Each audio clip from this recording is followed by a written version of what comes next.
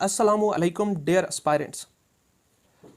मुझे ताज्जुब होता था जब लोग ये कहते थे कि मैंने पेपर में तुक्के लगाए और पास हो गया। मगर ये ताज्जुब अब नहीं होता, क्योंकि अब मैं जानता हूँ कि तुक्के लगाना भी एक साइंस है। आज की इस वीडियो में हम उसी साइंस का किथारसिस करने वाले हैं। डियर एस्पायरेंट्स, पीपीएससी और एफपीएससी के ज़्यादातर इम्तिहानात 100 एमसीक्यूज़ पर मुश्तमिल होते हैं। प्रीवियस पेपर्स के एनालिसिस से मैंने कुछ रिजल्ट्स निकाले हैं। अगर इन असूलों को फॉलो किया जाए तो मैं गारंटी देता हूं कि आप अच्छे मार्क्स हासिल कर सकते हैं। तो आइए चलते हैं और डिस्कस करते हैं इन रूल्स को। रूल नंबर फर्स्ट है नेवर फॉलो द सीक्वेंस। हमारे यहाँ मसला यह है कि बहुत सारे स्टूडेंट्स ऐसे हैं जो स्टार्ट से पेपर शुरू करते हैं, और जब वो एक मरतबा स्टार्ट से पेपर शुरू करते हैं तो उन्हें इस तरीके से पढ़ाया गया है कि वो हर क्वेश्चन को, खा वो उन्हें आता हो या ना आता हो, करे जाते हैं। एमसीक्यू पे एमसीक्यू वो धरे जाते हैं और फिर पहले से लेकर 100 तक वो एक ही तरतीब के साथ चलते रहते हैं। अब ऐसे में होता यह है कि कुछ क्वेश्चन तो उन्हें आते होते हैं और कुछ क्वेश्चन नहीं आते, लिहाजा वो ये करते हैं कि जो आते हैं वो भी करते हैं और जो नहीं आते वो भी करते जाते हैं। लेकिन ये कोई अच्छा मेथड नहीं है, ये मेथड आपको अच्छे मार्क्स नहीं दिलाने वाला। और दूसरा ग्रुप स्टूडेंट्स का वो है जो पेपर को एंड से शुरू करता है। अब कुछ एकेडमीज और कुछ इदारे ये बताते हैं कि एंड से पेपर शुरू करोगे तो आखिर पे क्वेश्चन आसान होंगे या पोर्शन आसान होगा, वहां से आप पीछे को चलेंगे, और पीछे भी वो स्टेप बाय स्टेप चलते हैं और क्वेश्चन 1 तक पहुंचते हैं। तो ये वाला मेथड भी कोई एप्रिशिएबल मेथड नहीं है। अगर ये दोनों मेथड एप्रिशिएबल मेथड नहीं है तो फिर हमें क्या करना चाहिए? हमें जनाब करना यह चाहिए कि पेपर को 3 स्टेजेस में डिवाइड करें, और ये डिवीजन अकॉर्डिंग टू टाइम हो। पहली 30 मिनट्स की, दूसरी 50 मिनट्स की और लास्ट 20 मिनट्स की। ये डिवीजन फर्द से फर्द वेरी करती है, पर्सन टू पर्सन वेरी करती है। ये डिवीजन अकॉर्डिंग टू स्टेमिना होती है कि आपने डिवीजन को किस तरीके से मेंटेन करना है। जो रिकमेंडेड डिवीजन है वो ये है कि पहला जो स्टेज होगा वो 30 मिनट्स का होगा, जो सेकंड होगा वो लार्जेस्ट स्टेज होगा, लार्जेस्ट इंटरवल होगा और 50 मिनट्स का होगा, और जो लास्ट होगा वो 20 मिनट्स का होगा। पहले 30 मिनट्स में पेपर आपके सामने आएगा तो आपने क्या करना है? आपने पढ़ना शुरू करना है। एमसीक्यू 1 से स्टार्ट करेंगे, और जो जो एमसीक्यू आपको आता होगा, जिसमें आप 100% श्योर होंगे कि ये आंसर आपने पढ़ा हुआ है, ये क्वेश्चन आपको आता है, तो आप उसको अटेम्प्ट करते जाएंगे और उनको फिल करते जाएंगे OMR पर। और जो एमसीक्यू जिसमें थोड़ी सी भी कंफ्यूजन है, जिसमें थोड़ी सी भी कैलकुलेशन है, उसको छोड़ते जाएंगे, स्किप करते जाएंगे। इसी तरीके से आप 30 मिनट्स के अंदर एक मरतबा पूरे पेपर को कंप्लीट करेंगे और उसके अंदर जितने एमसीक्यूज आपको आते होंगे उनको सॉल्व आउट करेंगे। अब शुरू होता है दूसरा स्टेज। दूसरा स्टेज लार्जेस्ट इंटरवल होगा। इसके अंदर आप क्वेश्चंस को सॉल्व करेंगे। आप उन तमाम क्वेश्चन को सॉल्व करेंगे जिनको आप करने की एबिलिटी रखते हैं, जिनको आप अटेम्प्ट कर सकते हैं। आप उन तमाम क्वेश्चन को सॉल्व करें। आपको जो क्वेश्चन के आंसर मिले, आप 50 मिनट्स के अंदर आप उनको आपने OMR शीट के ऊपर फिल करें। अब रह गए वो क्वेश्चन जो आपको नहीं आते, जिनको आप सॉल्व ही नहीं कर पाए, तो लास्ट 20 मिनट्स हैं उनके लिए। अब यहां पे आपने फॉलो ये करना है, आपने लगाने हैं तुक्का।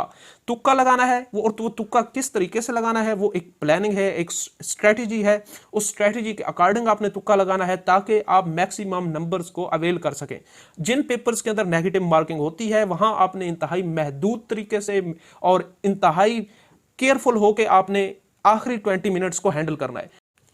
फर्ज करते हैं आपने कंप्लीट कर लिया पहला पोर्शन, आपने कंप्लीट कर लिया सेकंड पोर्शन, अब रह गए वो 20 मिनट्स, और आपके पास लिस्ट है उन एमसीक्यूज की जो आपको बिल्कुल नहीं आते। तो आपने करना यह है कि यहां आपने पुट करना है सेकंड रूल। ये सेकंड रूल ये कहता है कि एलिमिनेट ऑफसेट ऑप्शंस। ये ऑफसेट ऑप्शंस क्या होते हैं, इनको डिस्कस करने के लिए मैं जरूरी समझता हूं कि आपके सामने एक एग्जाम्पल डिस्कस की जाए। कंसीडर करें कि आपको कोई क्वेश्चन दिया गया है और उस क्वेश्चन के हैं 4 ऑप्शन।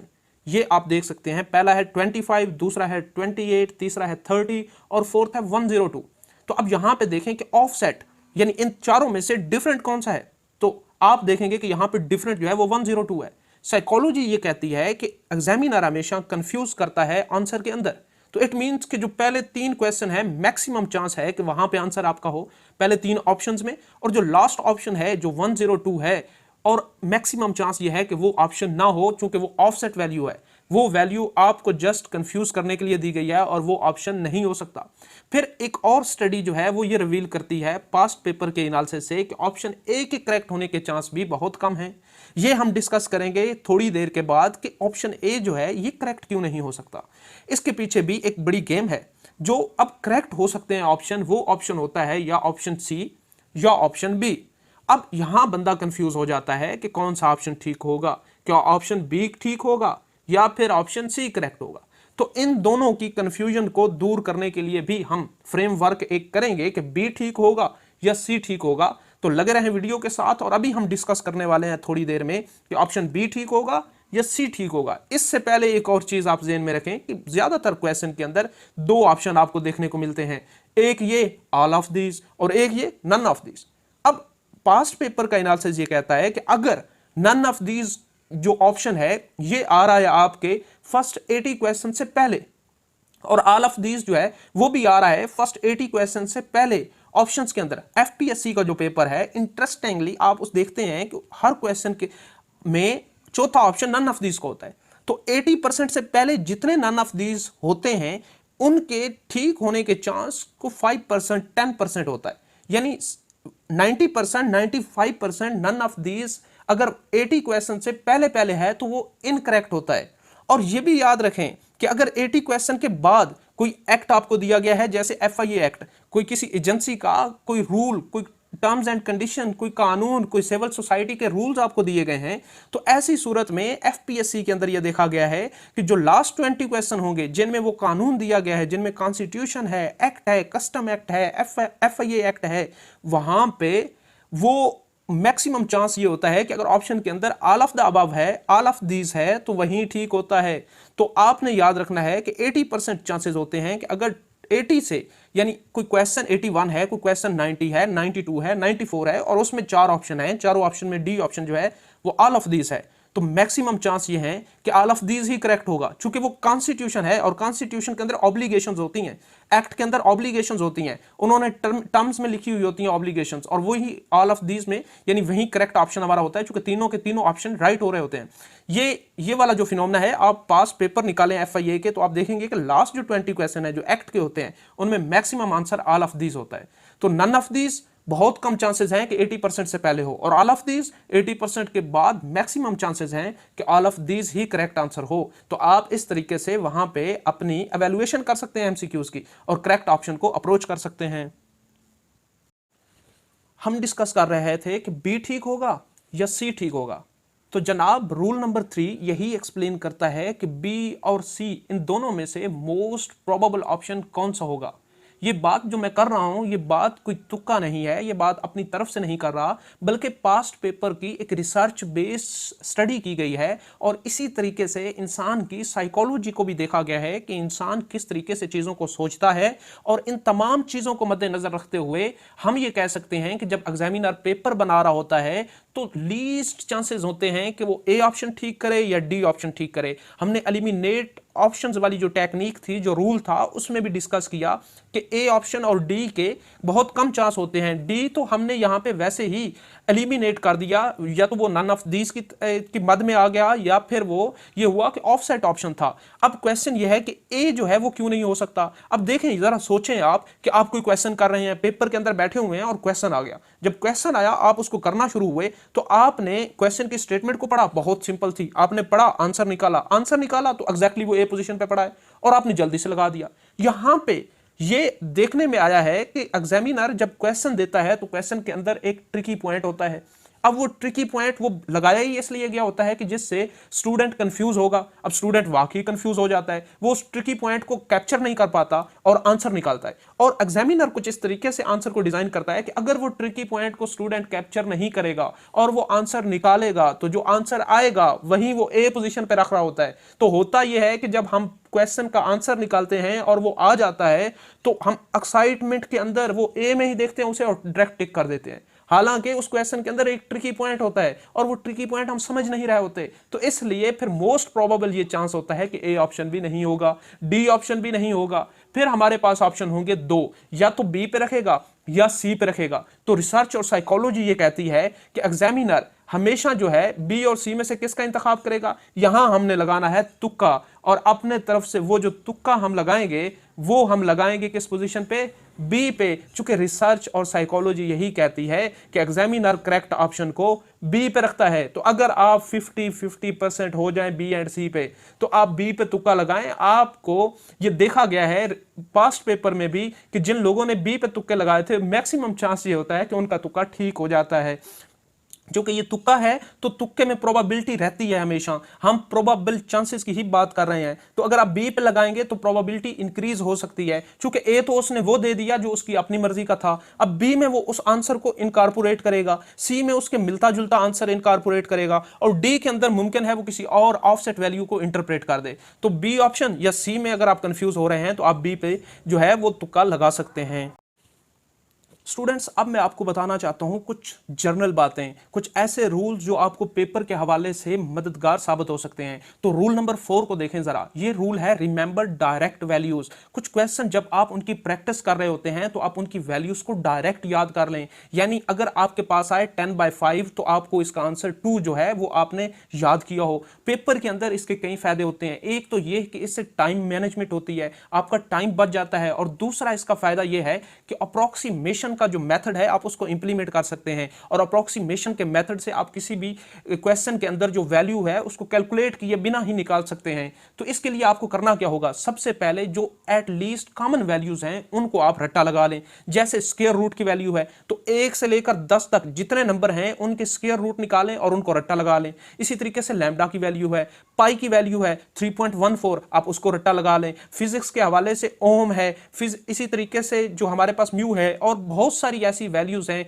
जैसे एक्सा, पीटा, टेरा, जो प्रीफिक्सेस हैं आप उनको रट्टे लगा लें, ताकि आप जब पेपर के अंदर बैठे हों तो आप अप्रोक्सीमेशन लगाएं और उसको सॉल्व कर सकें कम टाइम में। दूसरा यह है कि मैक्सिमम प्रैक्टिस करें अप्रोक्सीमेशंस की। आप बैठे हुए हैं, आप एमसीक्यू को सॉल्व कर रहे हैं, आप प्रैक्टिस में एमसीक्यू को सॉल्व कर रहे हैं, आप अप्रोक्सीमेशन लगाएं। अप्रोक्सीमेशन क्या है, फर्ज करें आपके पास कोई क्वेश्चन आ गया और उसके फर्ज करें 10 ऊपर नॉमिनेटर में है और डिनोमिनेटर में आपके पास है 3 पाई। पाई की जगह पर आप 3.14 लिखें, 14.14 को काट दें, 3 से मल्टीप्लाई कराएं और ऊपर थोड़ा सा इंक्रीज करके एक आंसर को टैली करने की कोशिश करें। अगर ऑप्शन में वो आपको आंसर मिल जाए तो उसको क्लिक करें और चेक करें कि क्या आपका राइट ऑप्शन है। अगर तो राइट है तो आप मैक्सिमम प्रैक्टिस कर रहे हैं अप्रोक्सीमेशन की, और ये पेपर में आपको बहुत ज्यादा मदद देगा। और लास्ट है कि आप वैल्यूज को, कुछ फंक्शंस की वैल्यूज को डायरेक्ट रिमेंबर कर लें। मसलन cos theta, sine theta, trigonometric function है, उनकी वैल्यूज को याद कर लें। इसी तरीके से मैथ के अंदर कुछ जो कंपाउंड रिलेशंस हैं, कंपाउंड परसेंटेज है, उनके अंदर कुछ क्वेश्चंस की वैल्यू को डायरेक्ट रिमेंबर कर लें,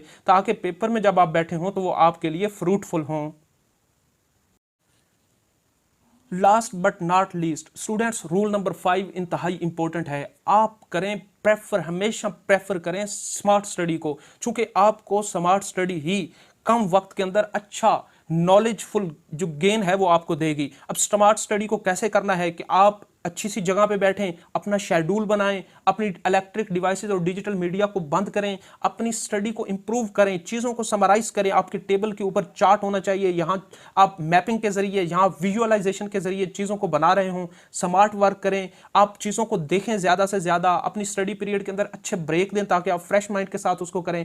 ऑन क्लास स्टडी हो तो ज़्यादा बेहतर है, ग्रुप स्टडी हो तो और भी ज़्यादा अच्छी है। इसके साथ साथ आप ऐसा करें कि आप अपने एब्रीवेशंस बनाएं, अपने सिंबल्स बनाएं। यानी अगर आप इंटरनेशनल कंट्रीज को याद कर रहे हैं, आप लैंडलॉक कंट्रीज को याद कर रहे हैं, तो आपने अपने सैंबल्स जो हैं वो बनाए हुए हों। इसी तरीके से आप जो है वो किसी और आप स्टेट को डिस्कस कर रहे हैं तो उसके अंदर कुछ आपके पास डाटा है, आप उस डाटे को ऑर्गेनाइज करने के लिए आपके अपने फ्लो चार्ट्स हों, क्योंकि जो चीज़ आप खुद बनाएंगे वो चीज़ ही आपको ज़्यादा फायदा देगी।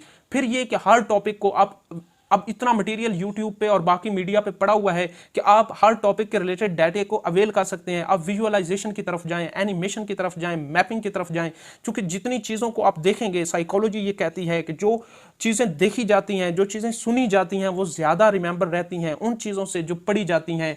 और इन तमाम चीज़ों के साथ आप प्रैक्टिस करें, जितनी प्रैक्टिस आप कर सकते हैं, क्योंकि वन पेपर को क्रैक करने का सिर्फ एक ही रूल है और वो है प्रैक्टिस। आपने प्रैक्टिस करनी है, दिन रात प्रैक्टिस करनी है चीज़ों को। चूंकि इंसान की नेचर है, एमसीक्यूज भूल जाते हैं, data material GK current affair भूल जाता है, लेकिन जब हम बार बार रिकॉल करते हैं तो चीज़ें हमारे माइंड में रहती हैं। और यही वजह है कि जितने टॉपर्स हैं, जब हम उनकी डीएमसीज को या जब उनके हम इंटरव्यूज वगैरह करते हैं तो वो यही चीज़ कह रहे होते हैं कि हमें जो जिंदगी में इस स्टेज पे चीज़ लेके आई है वो थी प्रैक्टिस। तो practice makes a man perfect. तो आपने प्रैक्टिस मैक्सिमम करनी है ताकि आप मैक्सिमम नंबर को अचीव कर सकें।